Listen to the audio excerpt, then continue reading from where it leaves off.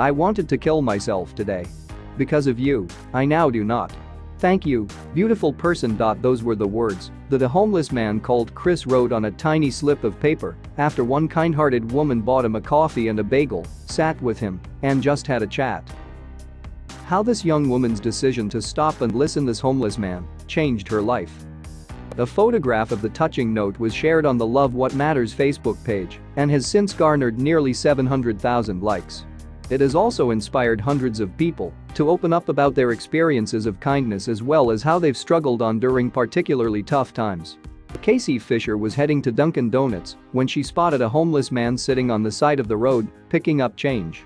Eventually I saw him stroll into Dunkin'. As he was counting his change to buy something, I began to get super annoying and talked to him over and over again, even when he didn't really want to talk, she explained. Since he had maybe $1 in change, I bought him a coffee and bagel and asked him to sit down with me. At this point, the man opened up about his past and how people are often very mean towards him because he's homeless. But all he wanted to do was be someone his mom would be proud of.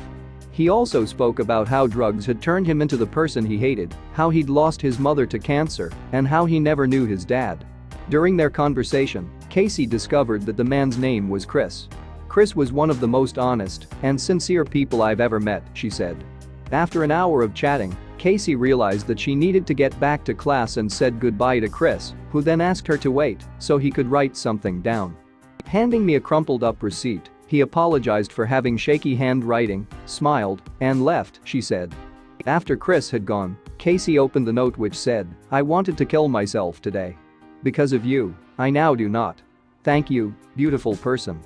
The post was shared to the feel-good Facebook page Love What Matters, where people have shared their own stories of hardship. Gary Edelman Jr. wrote, I am homeless, have been since last year. I was staying under a 275 overpass for 2 weeks.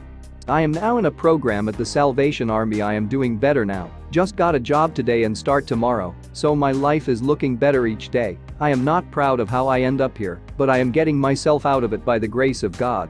Just asking to pray for the homeless and be kind.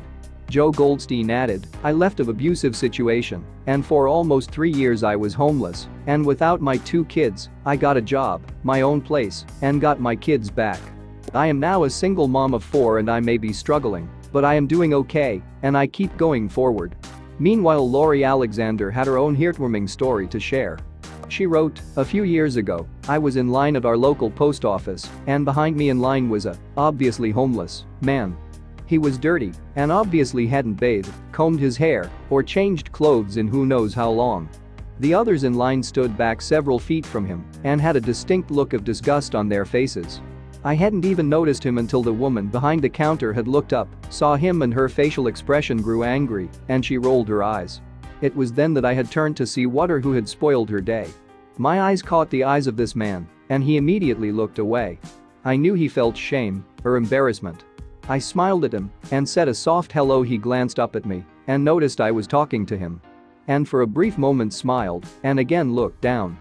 She continued, I asked him how he was doing today and mentioned it was a beautiful day to be outside. He quietly responded with a yes, mom, but did not engage any eye contact. By then the woman behind the counter called me and I went on to finish my tasks. When I turned to leave, I said to him, have a nice day, and carried on my way. As I was getting in my car, this man approached me and asked if he could help. I use a wheelchair, so I was doing what I needed to do. I told him thank you, but had it all under control. I half expected he was going to panhandle me, and I was wondering if I had any change with me. Then he said, this mom, wanna say thank you for being so kind. Ain't nobody talked to me so nice for a long time. You have a very nice day, and may God bless you. Then he turned and walked away. She concluded, common courtesy or kindness to our fellow man takes nothing from us, but to another it can make their day. I will never forget his eyes. Thanks for watching, and don't forget to like and subscribe.